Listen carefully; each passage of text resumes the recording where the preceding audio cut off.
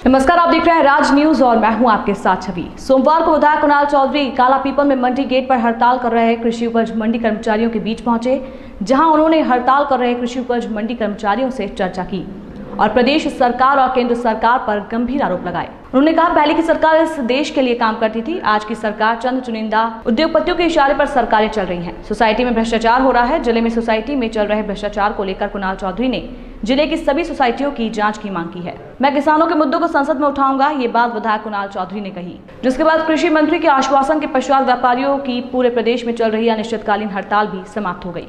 साथ बीमा राशि में धोखा किया गया है। देखिए, बड़ा घोटाला, मैं पहले दिन से कह रहा हूं कि बड़े घोटाले सोसाइटियों में चल रहे हैं और सरकार के संरक्षण में इस तरह के घोटाले लगातार चल रहे हैं। जब हमने कर्जा माफी करी थी तब भी हमने इसी बात को देखा था। लगभग 3 से 5 हजार करोड़ का घोटाला इस प्रदेश के अंदर हुआ है, जिसमें कोई व्यक्ति मर गया है पर उसके नाम से, मरे हुए व्यक्ति के नाम से कर्जा निकलता जा रहा है और उसके नाम से पलटी हो रहा है। कोई व्यक्ति ने 25,000 निकाला, उसके नाम से लाख रुपए निकल गया है और कहीं ना कहीं बड़े नेताओं के बच्चे और कहीं ना कहीं कर्मचारी मिलके उसके अंदर उसे 2 रुपए 5 रुपए सैकड़े पे चलाने का काम कर रहे थे। आज मैं खुद नानी सोसाइटी पे भी गया था, उससे हमने आग्रह करा तो यहाँ पे तहसीलदार उसकी जांच कर रहे हैं, उसका वही सोसाइटी को सील भी कर दिया है और मैंने कलेक्टर साहब से आग्रह करा है कम से कम हमारे जिले की तो सारी सोसाइटियों की जांच हो।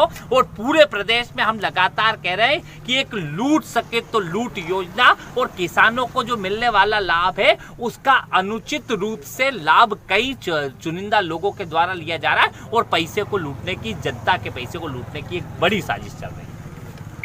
समझना पड़ेगा, जब इस प्रदेश के अंदर कोरोना आ रहा था, हमारे पूर्व मुख्यमंत्री कमलनाथ जी ने जब कोरोना की बात कही, विधानसभा अध्यक्ष जी ने कही, जब तो आज जो इस प्रदेश को चलाने वाले लोग हैं, चाहे मुख्यमंत्री हो चाहे गृह मंत्री हो, उस समय कोरोना नहीं है, डरोना है, कोरोना कुछ भी नहीं होता। गोपाल भार्गव जैसे नेता, बड़े बड़े नेता इस प्रकार के उटपटांग बयान दे रहे थे। जिस चीज को राहुल जी ने पहले चेताया देश के अंदर, तब इस देश के स्वास्थ्य मंत्री उसके साथ मजाक उड़ा रहे थे।